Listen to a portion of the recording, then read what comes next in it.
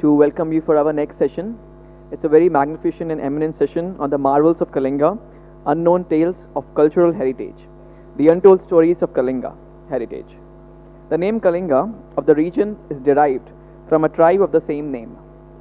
According to the Mahabharata, the progenitors of the Kalingas and of their neighboring tribes were brothers. These neighbors included the Angas, the Vangas, the Pundras, and the Sumas. The Kalingas occupied the extensive territory stretching from river Betarani in Odisha to Varanadi in the Vishakhapatnam district. Its capital in the ancient times was the city of Dantakura. Over the ages, Kalinga was ruled by major dynasties like Mahameghavana dynasty, Eastern Ganga dynasty, Somvanshi, Bhamakara, Suryavamsi Gajapati, Mauryas, Guptas, and the Mughals. Kalinga king Sutayudh joined the camp of the Kauravas in the battle and was killed in the battle. Ashoka invaded Kalinga in 261 BCE and re-annexed into Magad Empire. Kalinga has an elite maritime history with a deep knowledge of naval sciences. Significant ports along coast include Nanigainpuri, Kosamba Balasore, Kanagar Konark, etc., with maritime trade links with South Asian countries like Java, Bali, Borneo, Sumatra, Cambodia, Indonesia, etc. Kalinga's rich temple architectural style is also a sub-style of Nagara architecture that flourished in the ancient Kalinga region. The prime style of temple architecture was the Rekha square plan topped with curvilinear towers. Most Kalinga temples fall under this category. Today, the state of Odisha boasts of two major UNESCO World Heritage sites, namely Puri's Sri Jagannath Temple, the Konark Sun Temple, apart from the magnificent Lingaraj Temple. The Odisha State Museum in Bhubaneswar boasts of 40,000 ancient manuscripts containing the region's rich history. During India's freedom struggle, the land of Odisha was characterized by a strong sense of nationalism and a desire for independence from British rule. Pak Rebellion of 1817 is an unforgettable armed revolt against the British by the Paks of Khurda in Odisha. The 1886 famine in Odisha killed over 1 million people and galvanized Indians into fighting against the British Raj. Etched in the pages of history are the valiant sacrifices of many unsung heroes from the region. Well, this is but the tip of the iceberg as we look at the colossal Kalinga heritage. Today we have eminent speakers, Shri Anil Dhir and Shri Surya Roy, who would take us through a captivating discussion about the untold stories of Kalinga heritage. To moderate this session, for the moderator session, we have Prasun Roy. So please guys, welcome them with a bigger round of applause. Kalinga and its heritage. Hello. Good afternoon, everyone. My name is Prasun Roy. Namaskar. I welcome you all to this session on the untold stories of Kalingan heritage. To begin with, I would really like to thank on behalf of all of us, Mangaluru Literature Festival and SMART, which is Samachar Manyata Association for Research and Training. It's a non-profit organization of a confederation of media professionals who promote people of nationalistic importance and events of nationalistic importance. So thank you so much. And before we begin the session, I would quickly introduce our two speakers today. So I have with me Shri Surya Roy. Surya ji is a technologist by profession. He belongs to a family of revolutionaries who were associates of Netaji Subhash Chandra Bose. And even after the independence of this country, his family has contributed to all the major battles that our country has engaged in. Surya ji is a heritage conservationist, he is an explorer, an independent Indic history researcher, and his research spans across history and the culture of Brajmandal, Kurukshetra, Orissa, Bengal, Mewar, and Maratha history. He is a keen student of archaeology and focuses on the enlistment of heritage properties and on the preservation of ancient manuscripts. He is a life member of INTASH New Delhi headquarters, and he is an associate member of ICOMOS, International Council of Monuments and Sites, a body of UNESCO, which was formed under the Geneva Council of 1974 for the preservation and conservation of archaeological sites. Most recently, he has also been appointed as the Director of North India with IHAR, which is IHAR, Indian History Awareness and Research, a Houston, US-based NGO which engages in the research and in the preservation of Indian heritage, and it also provides scholarships to bright students across the country who engages in such research. Surya ji is also a passionate author, and I welcome you, Surya ji, for today. My next speaker over here is Sri Anil Dhir ji. Anil Dhir ji is an acclaimed author of 11 critical books. He's an avid philatelist, a researcher, a heritage conservationist, and an activist.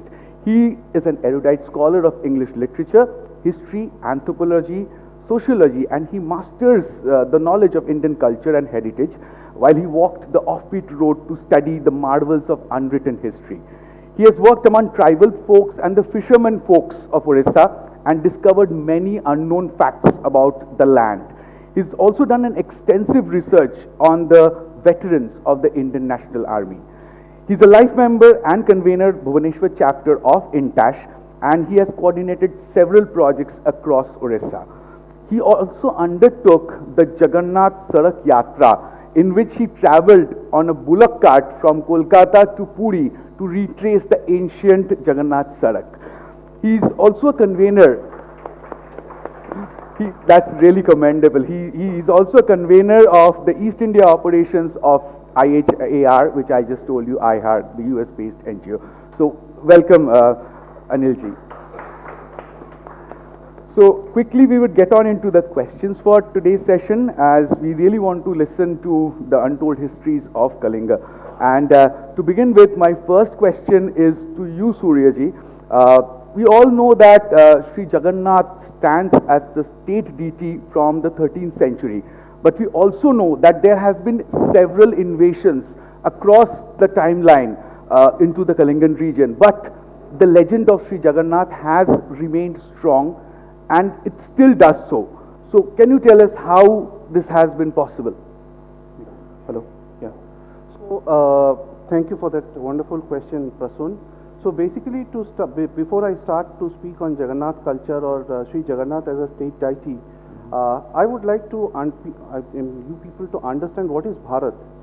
So Bharat, if you look at Rig Veda, of course speaks of the Bharata tribes, but let me quote you from the Srimad Bhagavad Gita and Rig Veda putting together, which normally it's not spoken in these mainstream narratives. In Rig Veda, there is a Purusha Sukta. In this Purusha Sukta, it defines the Param Purush, which has 1,000 eyes, ears, legs, hands, and is dedicated to sage Narayana.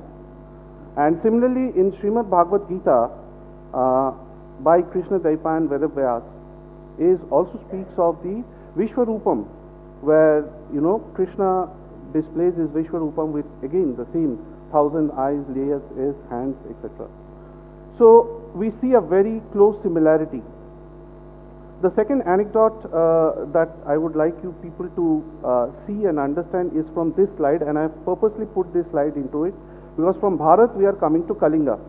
Now, the first on the left hand side, the first pic on the top is of the Konark sun wheel, which helps you to measure even today the timelines based on the sun rays, and this was shared by PM Modi in the G20 summit as well, and that is why we have put it specifically over here, because we have just completed the G20 successfully.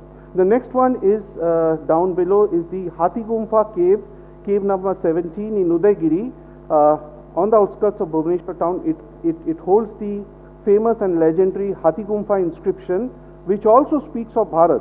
The inscription was created by the famous king Kharavela, Meghavahana Aira Kharavela. Right. Meghavahana Aira is a title that was assumed, and Kharavela gave 14 years of description of his life in that inscription, and that speaks of Bharat. So why India is Bharat? India, that is Bharat, that is mentioned in the constitution, also comes from that kind of sourcing.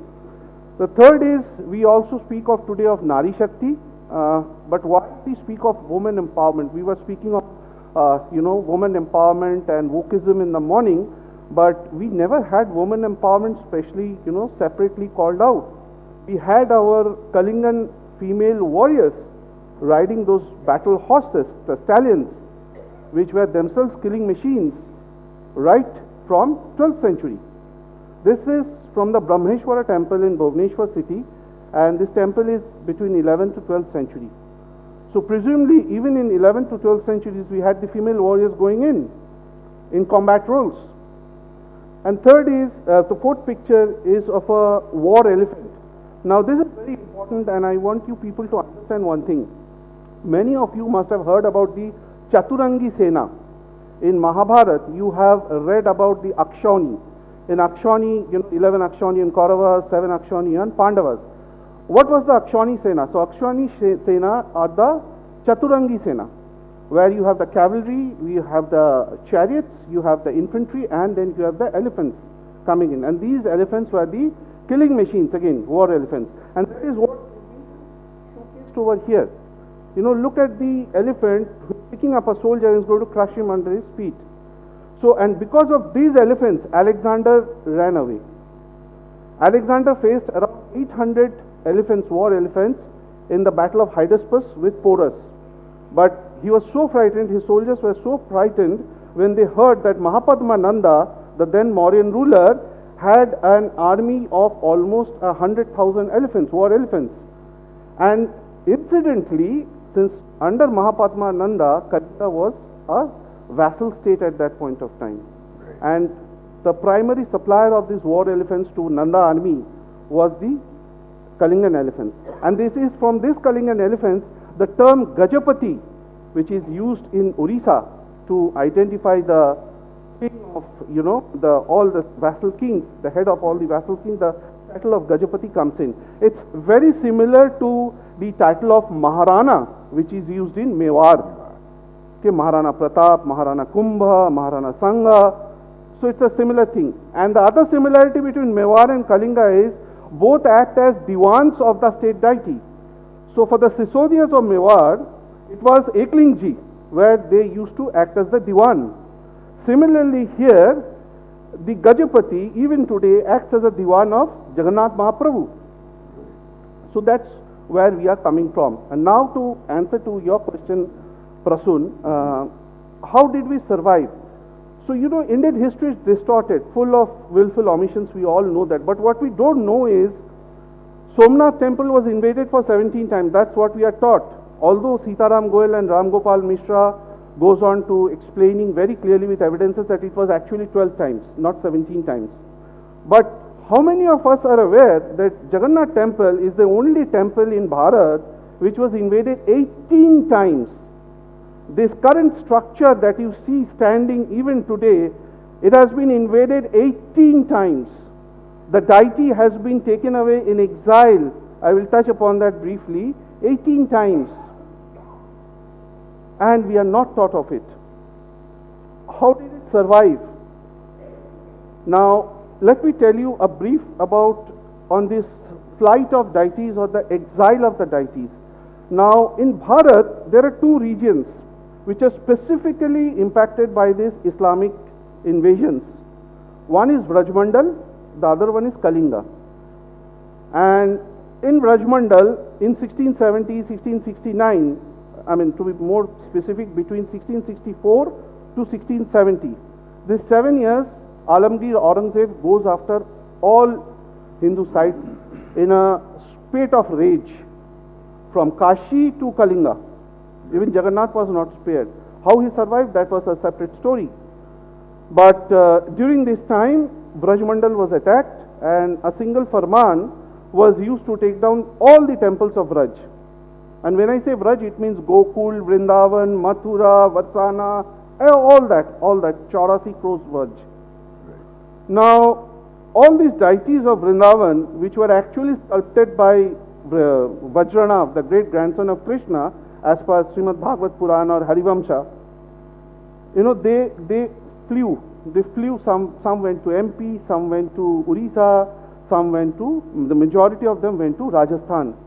Because the Kachawa Rajputs or the Sekhawatis, people who built Jaipur, they were Param Vaishnavas and they agreed to this thing. And that was the time when even the famous Srinathji relocated from Govardhan to Nathwara.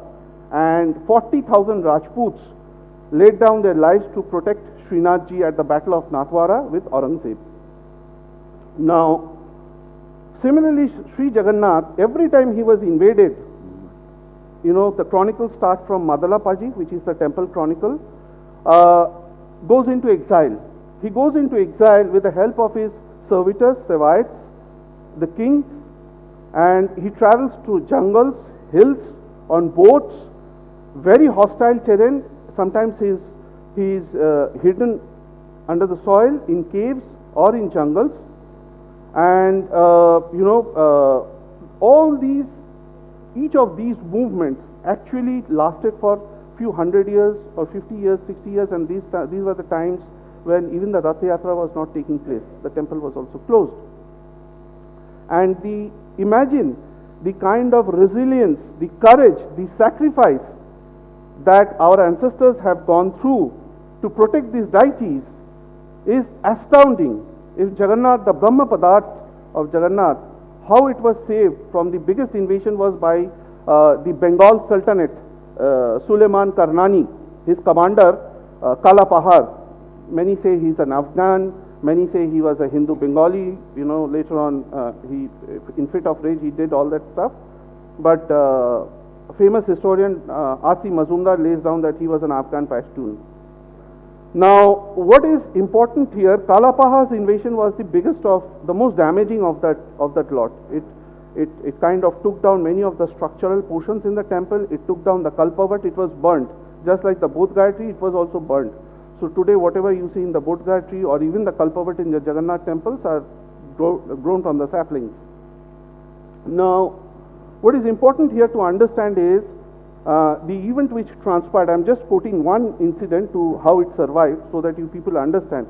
So Kalapahat, you know, he finds out through his sources where Jagannath Mahaprabhu is hidden in Chilka, in one of the islands of Chilka.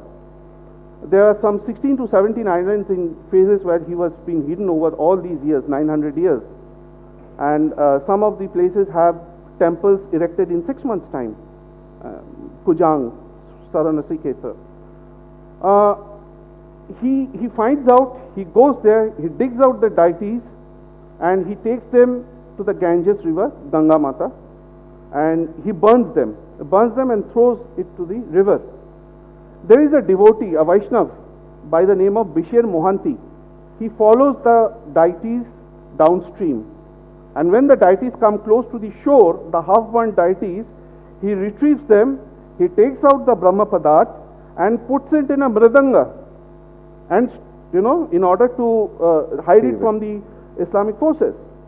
He hides it in a mridanga and takes it and stores it in a, you know, in a very safe place. Later on, when the Bhoi ruler Ramchandra I comes in and he comes to know, he summons him, he retrieves that, he builds a temple, he does a Navakalevar, a new body, and then again the Rath Yatra assumes.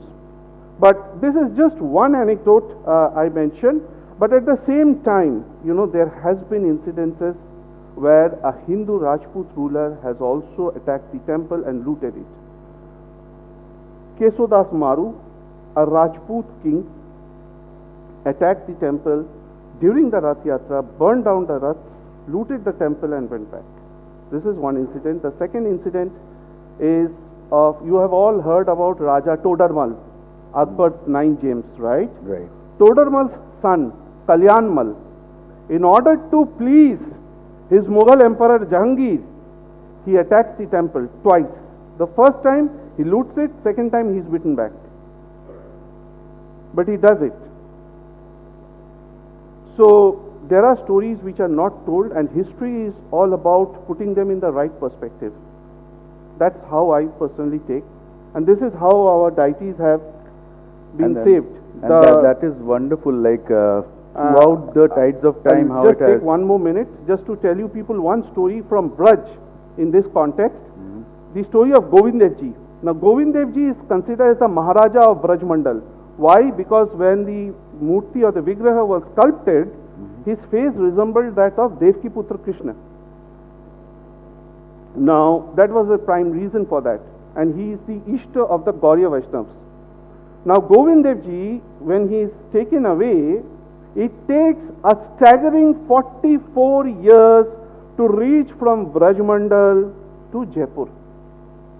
44 years he traversed through meandering courses away from the marauding Mughal forces so that he is not captured and desecrated, through jungles, and today, even today, he halted at 8 places, including on the outskirts of Jaipur, Kanak, Kanak Vrindavan or Kanak Ghati. That was the last halt, and everywhere there is a temple today, even today.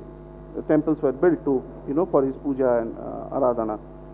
But it took 44 years. Imagine the kind of resilience, courage, and the courses, what all went in of our Gosais of Braj. So with this I will close here. So please. Thank you so much for this wonderful information, because I think most of us didn't know about how the faith has remained so strong over all these invasions. My next question to you, Anil ji, is like, can you tell us about the impact on the Kalingan heritage before and after Ashoka's Kalinga conquest? Jai Jagannath. Yes, it was a watershed, the Kalinga War. Very nicely, like, he has encapsulated. Sir, oh. Sorry. Jai Jagannath once again. Yeah, you can hear me? Yeah. So, very nicely, like I said, Surya ji has encapsulated, in short, the background of Jagannath culture, the cult of Jagannath, invariably linked to Kalinga. The question you put to me was the impact of the Kalingan War or Ashoka's conquest. Yes. Whether it was a watershed. Yes, if you look at the real word Kalinga, you can say it was something which happened after the Ashokan War. Yes, the Ashokan War, it was it was watershed in the way that it was one of the bloodiest wars ever fought. Even if you compare it today with the number of people there were, or the number of population that existed and the casualties that happened, it can easily be said to be one of the bloodiest wars in human civilization and history. Another very strange thing was, the conqueror, he got conquered. We have heard the legends about how he, took over. He became a Buddhist, he gave up violence. And following that, prior to the Kalingan War, there were smaller kings, there were vassals, Orissa, most in the coastal region and all. We have to divide Orissa into 2 parts. One is the hinterlands, which is mostly, even today, you will be surprised to know that we have got 62 different tribes. Orissa has one of the highest number of tribes.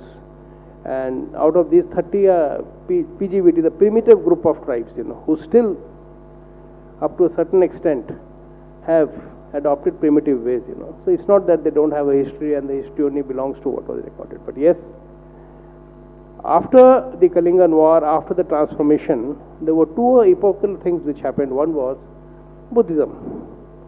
If today Buddhism is a religion per se, it traveled across the shores of India, even in India, especially if it will become a major center in Orissa, it was all post the Ashokan War.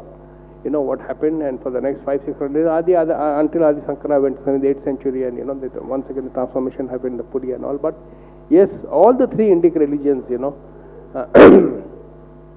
both Buddhism and Jainism, they flourished and spread. Very rightly, like most of you would have the assumption, looking at also, that certainly I agree that Jagannath is the Aradhya Devata, he is the Devata of Orissa. But you'll all be surprised to know that only of all the Odissan temples, only 4% temples are Jagannath temples. Only 4%, if you take account. 51% are Shaiva temples. It's the land of Shiva. Followed by Shakti temples, and then the Vaishnavi temples and the lesser known gods. Like Radha Krishna is only 400 years old in Odisha. Hanuman came very late. Basically, it's a Shaivite region, Even Jagannath, with royal, dispensation, with the royal propagation, all the kings wanted to open Jagannath temple. There were many feudatory kings, and also it became a very popular culture. Yeah, coming back to it, we spoke about how Buddhism traveled, and the deep maritime links which we had, because the impact of Orissa, the Buddhism, if it went to Cambodia, it went to Laos, it went to Java, Bali, Sumatra, and all those countries, even Burma and Sri Lanka, it's all because of the major center. We all hear of Nalanda and Takshila. Very few people will know that the biggest university of that time was the Pushpagiri University. That was the university which both Heung Sang and Fa Hen, they had come to. They were searching for that university, which is very, now only not even the ruins, you found, that Lalitagiri, Udaygiri, all that Ratnagiri, those are a complex, it was a very big, around 100 square kilometer big, one of the biggest centers for Buddhist learning, and from where Buddhism traveled all over the world. And they were visited both by Fa Hen and Heung Sang, which has been recorded. So one of the thing of the Kalinga, this thing was, that, he got a separate identity. Post Ashokan period, all the reigns of the subsequent rulers, which Surya ji also mentioned, the Bhois, the Bhomakaras, the Somavanshis, they were, whoever was leading was called the Kalinga-Adhipati.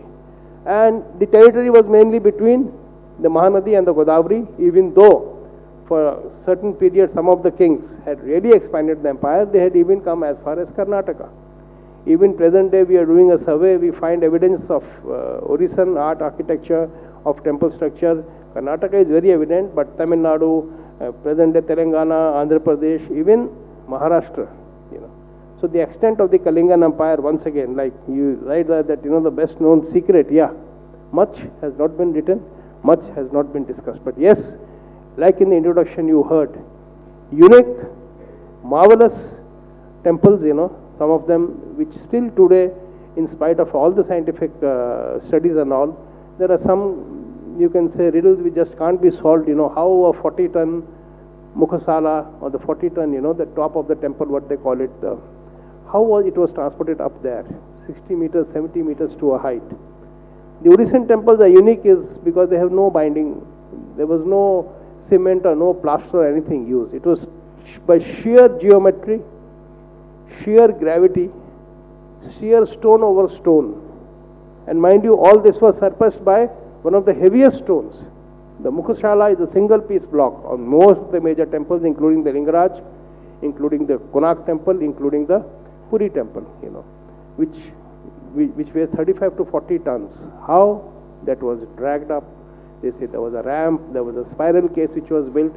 It's still not explained by scholars. There are many conjectures, Marvel of the Orissan temples is, one of the reasons why Orissan temples we just see today, in spite of what Surya ji said about all the iconoclastic attacks, like he rightly said, I would even add that if there was maximum iconoclastic damage done to any region, it was Orissa. You hardly find an intact temple. You will hardly find a complete statue, either the nose or the face or the hands or something, or they will be disfigured, because they suffered against, we suffered totally, we attacked by the Afghans, the Mughals, the Marathas, the East India Company, the Britishers. I think anybody who conquered India, there is a place called Baleshwar, While I was researching it, when I did the journey on the Jagannath Sadak, I found there were graveyards, cemeteries of French, British, Danish, Dutch, Portuguese. As a historian, as an archaeologist, one of the biggest proof is a cemetery, because usually that is left alone. You can damage a building or you can damage a temple, but the cemeteries are usually left alone. In a place like Baleswar, there are cemeteries of 7 different, invaders, and they're still there till today. So you can know the impact of, but in spite of all this, like I said, you will hardly find a disfigured temple. They're marvelous temples, the Orissan temples, they are beyond description, because one of the reasons is the embellishments. Every inch of a temple, inside, outside, is covered with statues, with everything you want.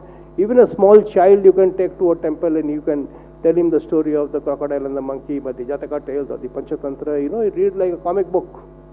You forget the dance forms, you forget the social life, if you go to Konark.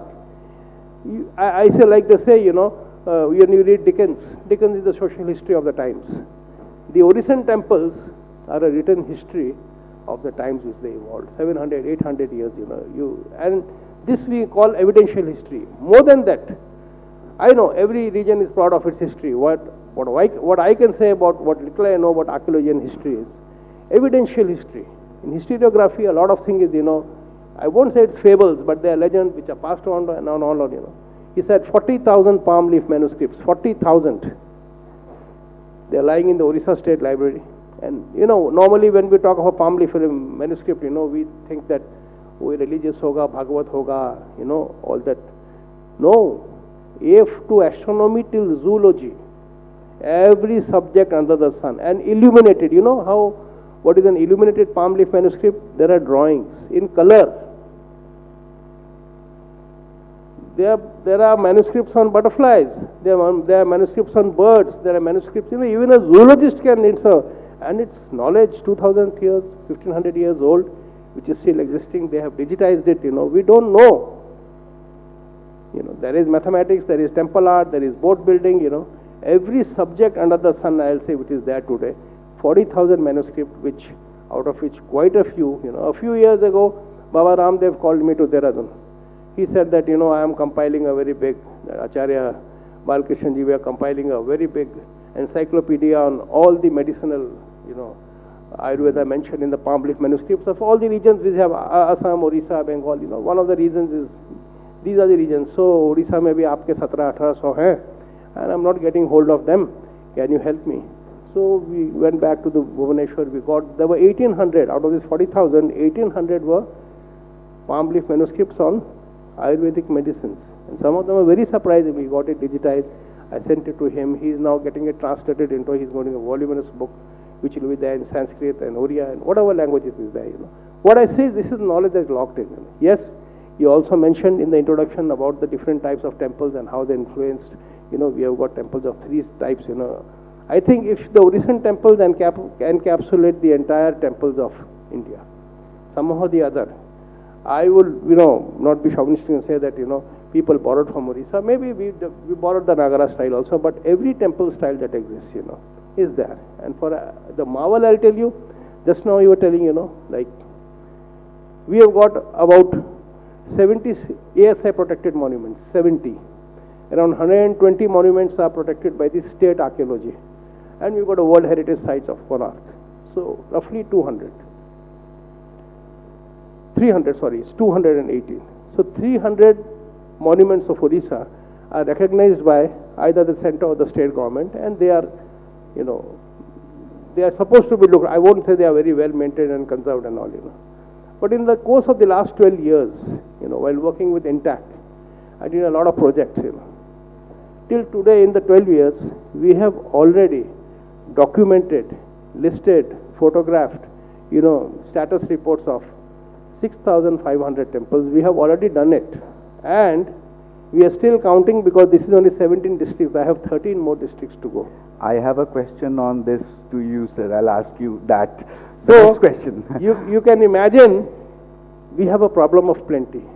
6,500, and our benchmark usually for a heritage temple is something which is more than 100 years old. But there are so many, I took my benchmark as 300 years old. Even a 150 or 200-year-old temple, I didn't consider it to be, because there were so many. So 300 and plus 6,500, I have already listed. And when I complete it, the other 13 districts, I think we'll have around 12,000. So, I just leave it to your imagination. Exactly. Exactly. So, my next question to you. So before I take that question, Prasun, two things which Anilji touched upon, and I wanted for you people to understand. The Sri Jagannath culture today is an assimilation. Now, just hear this out. Is an assimilation of Shaivite, Vaishnavite, Shakti, and even Buddhism. How?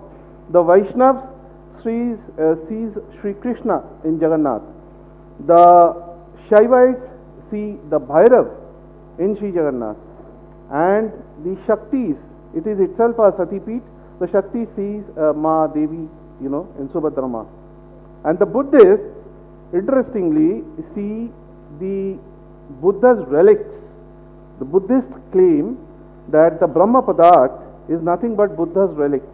That's how they look at the Brahma Padarth. So this is one very important aspect that I want you people to understand of what Sri Jagannath culture is all about. The second point, when we are talking about invasions, there are three segments of invasions that have happened in Kalinga. One was the Mughals, the other one was Bengal Sultanate, and the third one was the Delhi Sultanate. So these were the three primary sources for invasions into Odisha. And just to give you the antiquity of this piece of land, Odisha finds mention as Audradesh in Rig Veda. As Audradesh in Rig Veda, and Rig Veda also has a verse dedicated to Sri Jagannath. So that is the primeval Lord, you know.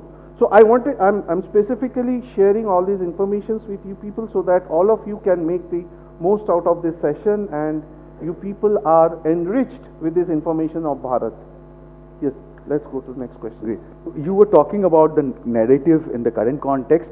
So I would like to ask you, like, we all know that the Kalingan history is largely obscure in the mainstream narrative.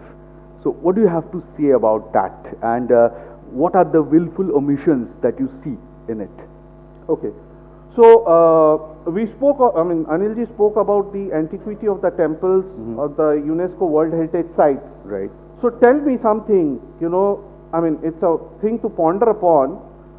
The dynasty which gives you Sri Jagannath temple, which gives you the Konark Sun temple or even the Lingaraj temple, do not find any mention in any of the NCRT books, in any of the history books of the state.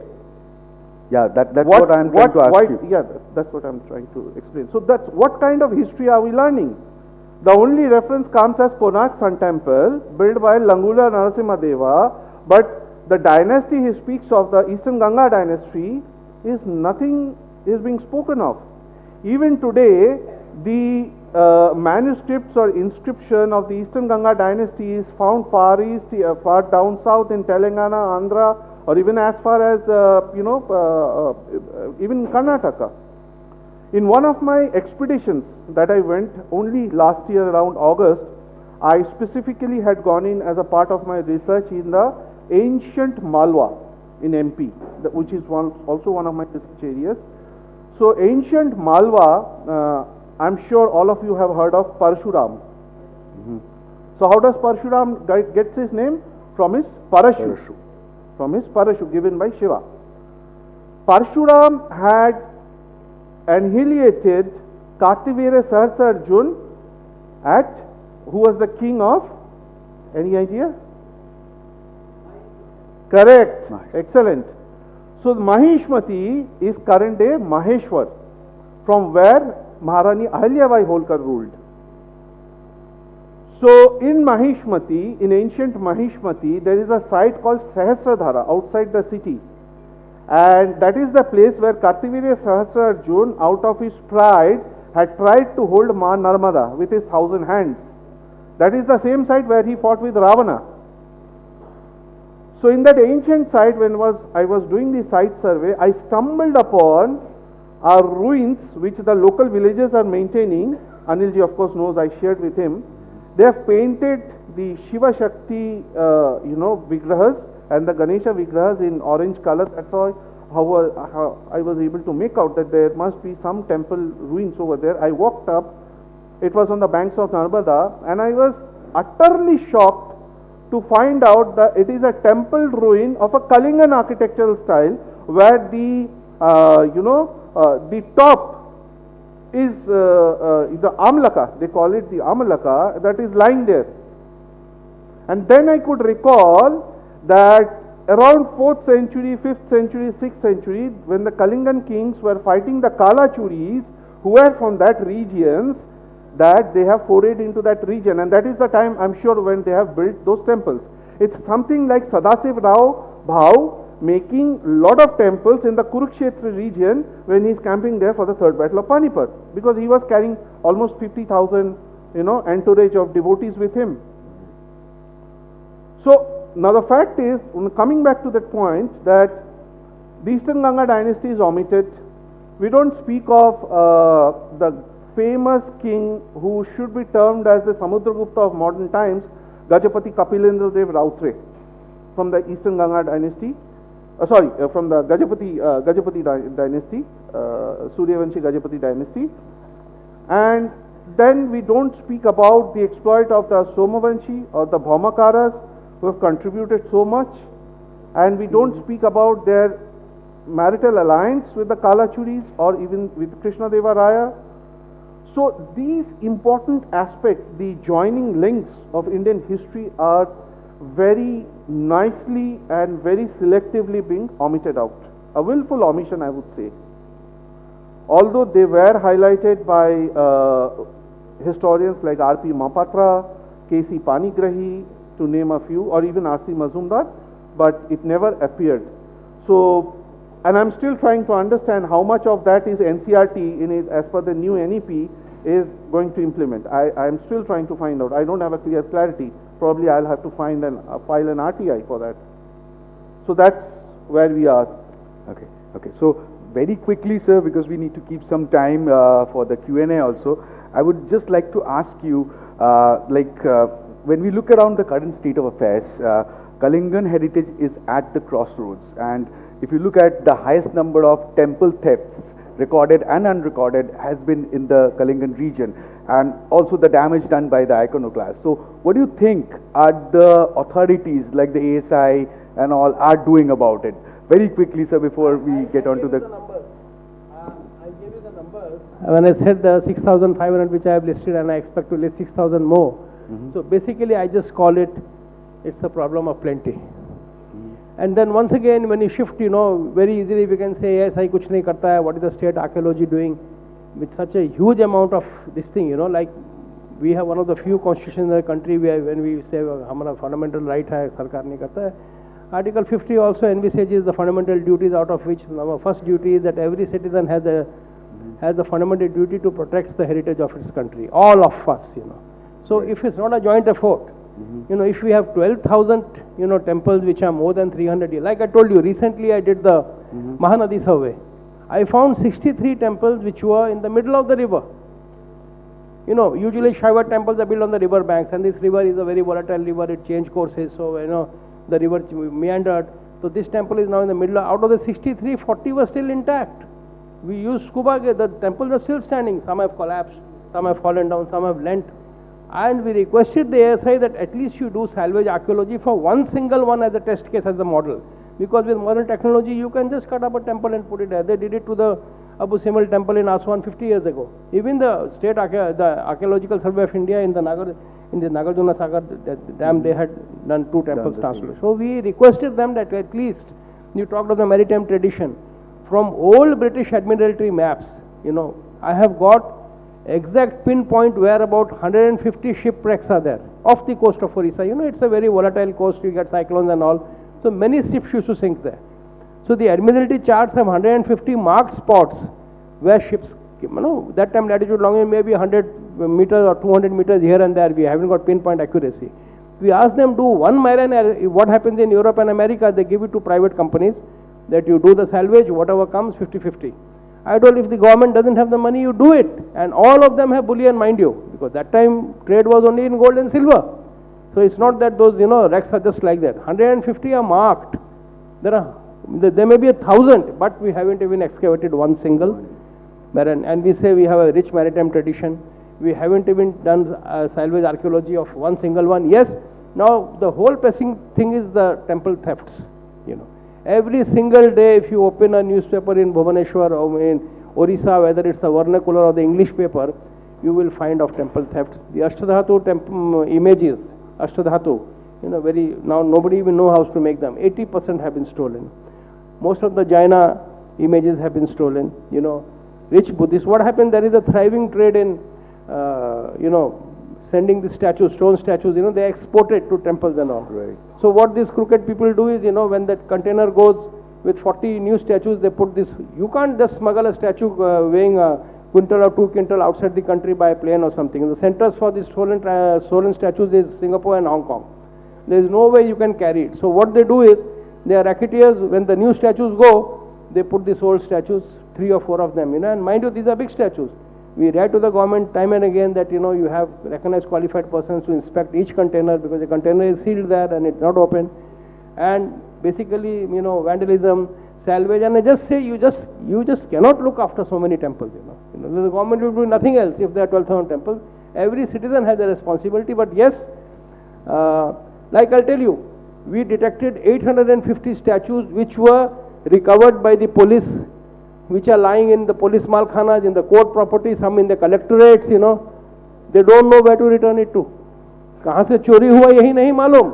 So we are asking them, you document each and every statue in the country, measure it. The police sometimes say that the gaon wale aake, the villagers say, hamara murti chori ho gaya. They don't even have a photo.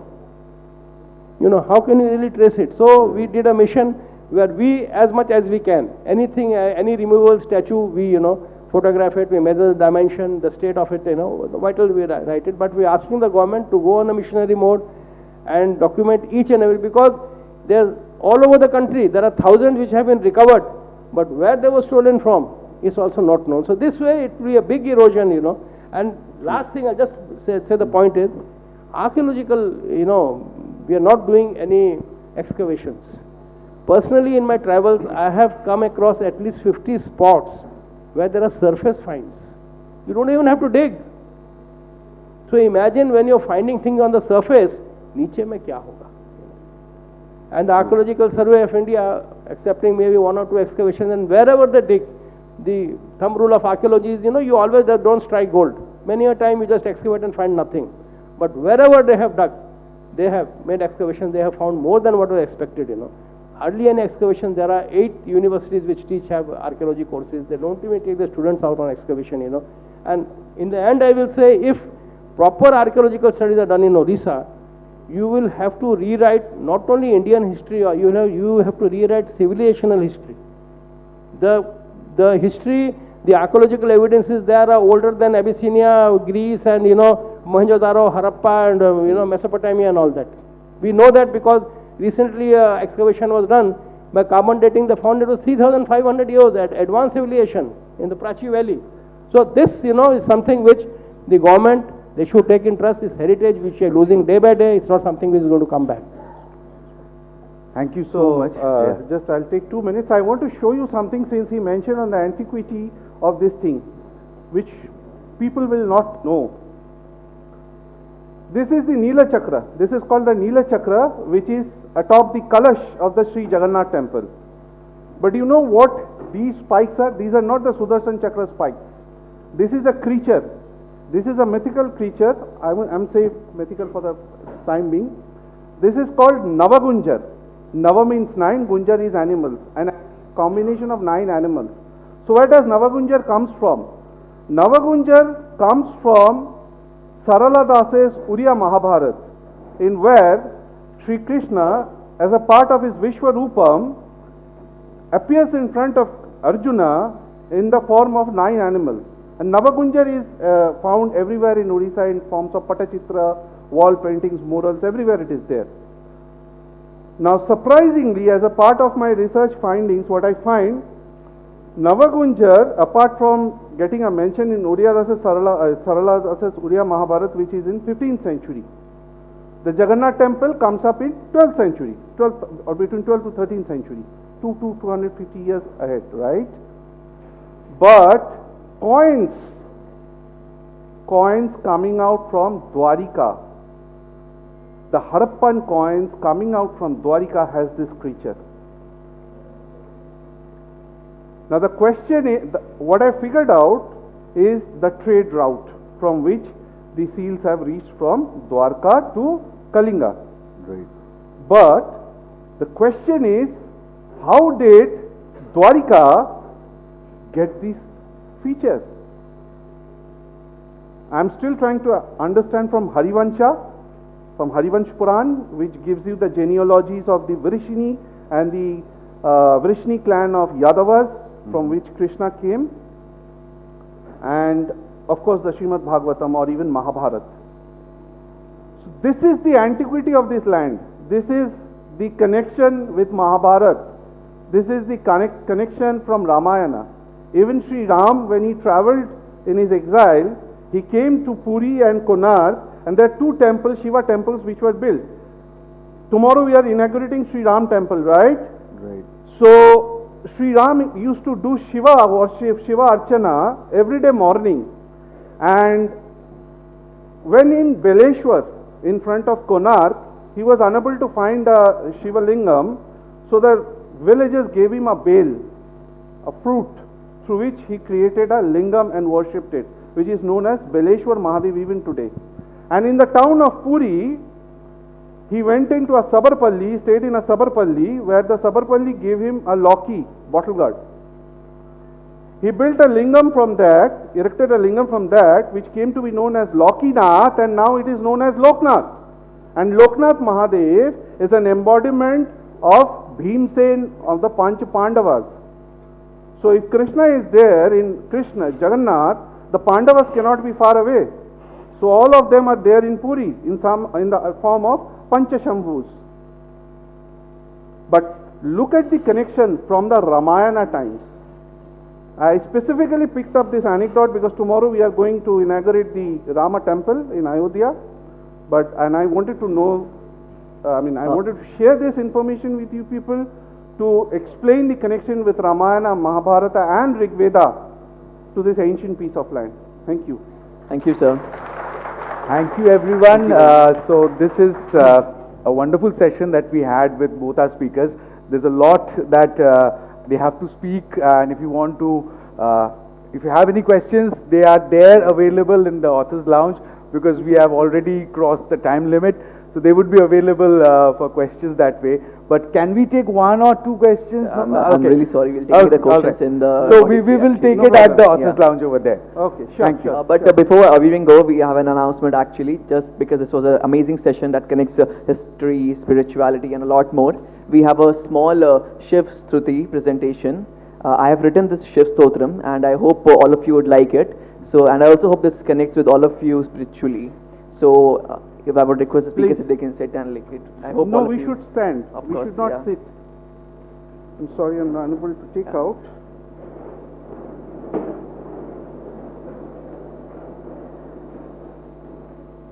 Thank you very much, everyone. So this has been composed by me and I have written this on Bhagwan Shiv. So I think everyone likes it. सदा शिव की ज्योति जग संहार के बाद भी जलती है, प्रखर प्रकाश से जिनके जग में हर एक पुण्य ज्योति जलती है।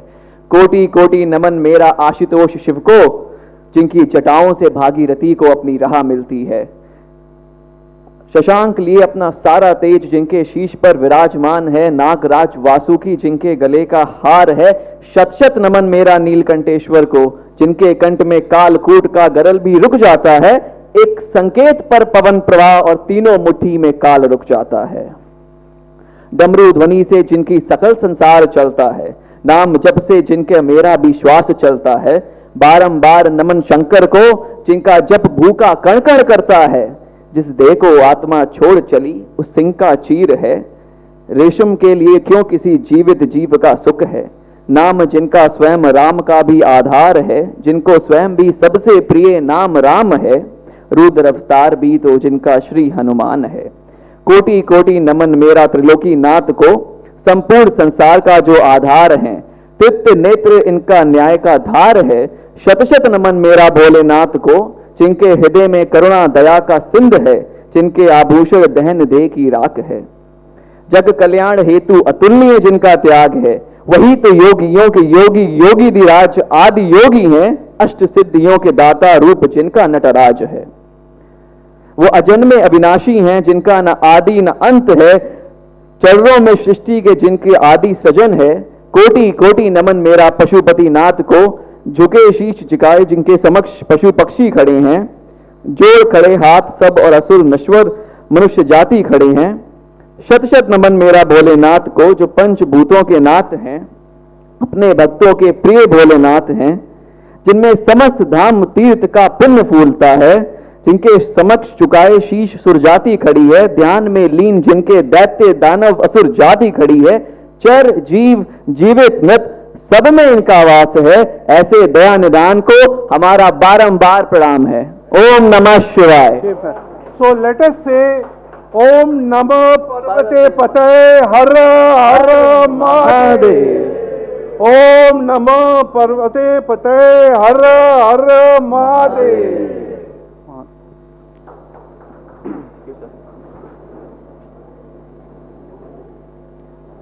I would request the speakers to come back on the stage for the memento. I would request Venkatesh sir to please hand over the mementos to the speakers.